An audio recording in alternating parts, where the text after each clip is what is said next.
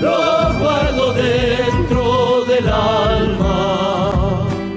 Seguimos en Palabra de Campo y esta semana, además de celebrarse el Día Mundial de la Alimentación, se celebró una fecha muy importante para Fertilizar Asociación Civil, una entidad de la que hemos hablado muchas veces. Hemos tenido aquí, de hecho, en el programa, en el piso, a varias veces, y la entrevistamos a María Fernanda González San Juan. Pero en este caso vamos a hablar con el presidente de Fertilizar, que es Roberto Rotondaro, hombre además de acá, de las cooperativas. Roberto, ¿cómo le va? Daniel Aprile lo saluda aquí en Palabra de Campo. Buen día. Hola Daniel, ¿cómo te va? Buen día. Muchas gracias por atendernos, Roberto. Bueno, 30 años para Fertilizar. ¿Qué son estos 30 años? ¿Qué significa para Fertilizar venir desarrollando esta tarea, este trabajo sobre la nutrición, sobre incentivar cada vez más a los productores a la fertilización durante tanto tiempo? Y sí, para nosotros es muy importante.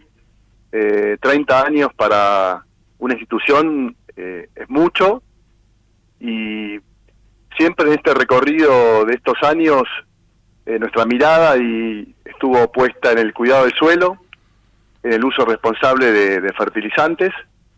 Y bueno, es un proyecto que nace allá por el año 94, en realidad unos años antes, impulsado por dos colegas de INTA, que desafortunadamente ya no están con nosotros, pero tuvieron la visión en ese momento de pensar en el suelo.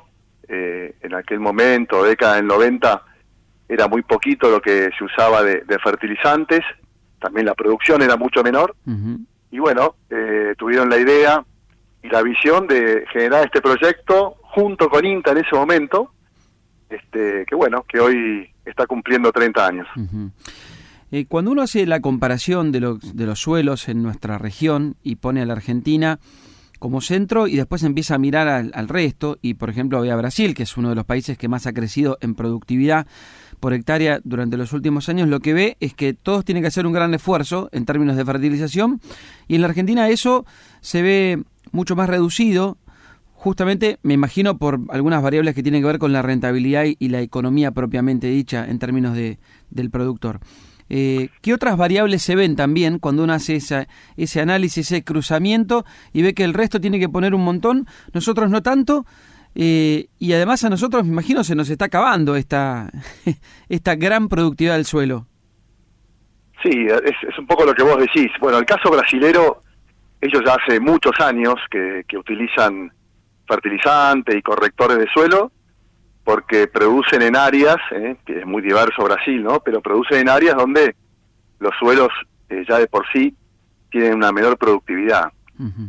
Nosotros tenemos nuestra región pampeana y la chaqueña, que bueno, que es una gran llanura, con suelos que hace 100 años tenían unos niveles de fertilidad muy buenos, pero bueno, les fuimos dando uso, fue creciendo primero, digamos, la actividad pecuaria, la ganadería después, me refiero que primero fue la actividad ovina, después la agricultura, la expansión de la agricultura, y bueno, esos suelos poco a poco se han ido desgastando. Uh-huh. Y bueno, hoy es necesario complementar la fertilidad natural que tienen los suelos con un uso racional de fertilizantes, y es lo que promulgamos desde Fertilizar. En la celebración yo tuve oportunidad de mostrar un montón de evidencia científica que hemos generado desde Fertilizar, junto con INTA, universidades, investigadores, de distintas redes de ensayo, con distintos propósitos, en distintas regiones, distintos cultivos, uh-huh. Donde nuestro objetivo es demostrar, con evidencia científica y agronómica, los beneficios de la práctica de fertilización. Claro. La cuenta pendiente en cuanto a este punto, a fertilización, está en que necesitamos una ley que impulse el uso. Bueno, eso podría ser una alternativa. Uh-huh. En un momento, desde Fertilizar y sobre todo desde las cámaras, y se impulsó alguna ley que lo que proponía era una desgravación impositiva en la compra del fertilizante. Uh-huh. Para el productor, y eso en definitiva le iba a producir de alguna manera tener más productividad en su campo, y iba a tener más producción, y ese de alguna manera ese, entre comillas, gasto, digamos, de esa exención impositiva iba a volver a través de los impuestos que paga el productor. Claro. Bueno, finalmente esa ley quedó un poco a mitad de camino. Yo creo que sobre todo es importante generar condiciones para que el productor pueda invertir y pueda tener tal vez una mirada más a mediano o largo plazo. Uh-huh. Hay productores que sí la tienen, que tal vez pueden mirar un poquito más el mediano plazo, y ven al suelo como un recurso esencial, y saben que tienen que cuidarlo, que tienen que mejorarlo, y eso en definitiva les va a generar una producción sostenible y digamos incremental en el tiempo. Claro. A mí cuando me preguntan muchas veces, y pongo el ejemplo de la ganadería, de qué necesita el productor para ser más productivo y más eficiente y generar más kilos de carne por hectárea, es básicamente que le den las condiciones económicas para lograrlo. Digamos, yo no soy tan... Obvio que todos los planes ganaderos, etcétera, ayudan, pero cuando me preguntan eso, lo que digo es dale la cancha allanada, que el productor después sabe, si tiene rentabilidad, cómo ir haciendo ese mejor desarrollo de su propio negocio. Me imagino que en el caso de la agricultura pasa igual. Por eso te preguntaba si es por una ley, por ejemplo, o si es básicamente quitando retenciones. Bueno, eso podría ser una alternativa. Obviamente es una mejora directa en el precio que recibe el productor. Me pregunto si lo haría, por eso te preguntaba lo de las retenciones. ¿Lo haría igual el productor? ¿Mejoraría, iría a mejorar la fertilización?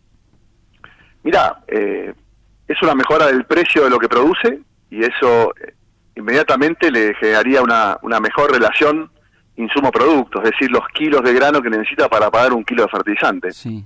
Entonces, desde ya tendría la posibilidad de utilizar más fertilizante, que en muchos casos no sucede. Claro. Es claramente una mejora, digamos, una reducción, una quita en los derechos de exportación. Es una mejora muy rápida de la rentabilidad. Pero pues hay que generar condiciones para que el productor pueda invertir, tenga reglas de juego claras, estables en el tiempo. El productor argentino sabe producir, y bueno, todo lo que es el complejo agrícola argentino, universidades, INTA, instituciones, productores, la verdad que han demostrado siempre que cuando hay condiciones de producción y márgenes adecuados, el productor se anima a invertir y sabe producir. ¿Se están dando esas condiciones de las que vos estás mencionando? Y bueno, en los últimos tiempos han sido complejos. Hace 2 años hemos tenido ese golpe climático que tuvimos, esa seca histórica que no se daba hace 60, 70 años. Eso fue un golpe muy duro. El año pasado, entre otras cosas, estuvo el tema de la chicharrita en maíz. Uh-huh. Es complejo. El sector agrícola es complejo, es una actividad que es riesgosa porque es a cielo abierto, pero por eso es muy importante también, y hay productores que lo han entendido así, tener una mirada también, como te decía, de mediano y largo plazo, de cuidar el suelo, de cuidar el agua del suelo, uh-huh. Que es muy importante, y eso se hace, digamos, de varias maneras, pero entre ellas haciendo una muy buena rotación de los suelos, fertilizando, haciendo siembra directa. Esos son los pilares. Eso me permite ir teniendo un suelo con buen estado de salud, uh-huh. con buena porosidad, con buena capacidad de infiltración del agua, y uh-huh. bueno, puede haber 2 productores que están uno al lado del otro, y el productor que hizo todo eso, si llueven 50 milímetros, le va a infiltrar casi todo en el suelo. Claro. Claro. Tal vez el productor de al lado llovieron esos 50 y le infiltra la mitad, ¿no? Porque muchas veces solamente miramos las precipitaciones, lo que llueve, pero de lo que llueve nosotros tenemos que tratar, y sobre todo en las zonas donde falta el agua, Claro. Que infiltre la mayor cantidad de agua posible. Y eso se logra cuidando el recurso suelo. Claro. En fertilizar hace un par de meses atrás estuvo un productor de La Pampa, de la localidad de Castex. Sí. Y bueno, son de estos productores que los llevamos para dar el testimonio, y él empezó, es hijo de productor, en su momento de a poco fue tomando las decisiones en el campo, y empezó con un lote, haciendo estas mejoras que te digo, Sí, pensando en el mediano y largo plazo, levantando los niveles de fósforo porque tenía muy bajo provisión de fósforo en el suelo, y bueno, y hoy tiene niveles de producción muy buenos para la zona. Claro. Cuando el año Suelos es difíciles, más o menos, ¿no? Digamos, Castex, agregamos, para los que no quizás lo tienen tan presente, suelos difíciles ahí, en la zona de Castex, en La Pampa. sí, y condiciones climáticas Claro. complicadas, Claro. con una media de precipitación de unos 700 milímetros, eso es el promedio, eso es La Pampa, como decís vos, muy bien. Y bueno, y ese productor, el año climático que no es tan bueno, llega a duplicar la producción de los campos vecinos. Mira vos. Y Claro. bueno, y el año en que las condiciones climáticas se dan y bueno, acompañan las lluvias, tiene rindes realmente excelentes para la zona. Es decir, levantó los pisos Claro. y cuidando su suelo lo que hace es cuidar el agua y reducir el riesgo económico productivo. Con estas últimas lluvias, ¿crees que puede dinamizarse un poco más el mercado de fertilizantes? Sí, nosotros creemos que sí, estas lluvias han tardado un poco en llegar, y bueno, todavía en algunas zonas se está sembrando lo que quedaba, digamos, de maíz temprano, que es un maíz temprano un poquito corrido en el tiempo. Sí. Bueno, y después ya en pocos días va a arrancar, en los lugares que haya humedad, por supuesto, la soja muy fuerte. Bueno, y después también, por supuesto, todo lo que es maíz tardío y de segunda, sorgo y demás cultivos. ¿Se van a animar más gente a sembrar tardío, crees, con este régimen de lluvias? ¿Y con esta baja población, en teoría, de chicharrita que estuvo reportándose? Bueno, Digo, ahí... porque el maíz es el que más insumo requiere, digo, más fertilizante también lleva. Sí, ahí es muy bueno todo lo que se está haciendo en esa red de monitoreo, porque permite tener información y saber cómo viene la dinámica de ese vector. Sí. Y también permite poder tomar decisiones. Sabemos que la superficie de maíz no va a ser la misma que el año pasado, la de tardío, Claro.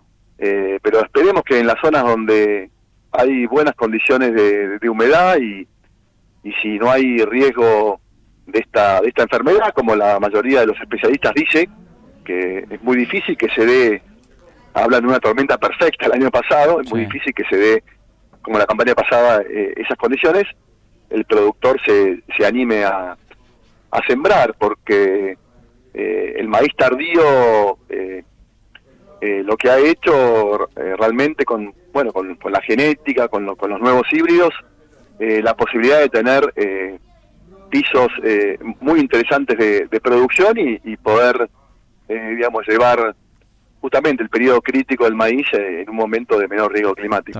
Tal cual. Roberto, gracias por la charla. Ojalá que sean muchos años más. Celebramos los primeros 30. Ojalá que sean muchos más. Gracias por la charla. Sí, seguramente que será así. El agradecido soy yo. Te mando un abrazo. Un abrazo grande. Roberto Rotondaro, presidente de Fertilizar Asociación Civil y también hombre de ACA. Por su rol también en el sector privado, lo hemos mencionado en alguna otra ocasión seguramente, pero hoy lo hemos entrevistado como presidente de Fertilizar. Estás escuchando Palabra de Campo. Palabra de Campo. Con Daniel Aprile en Radio 10.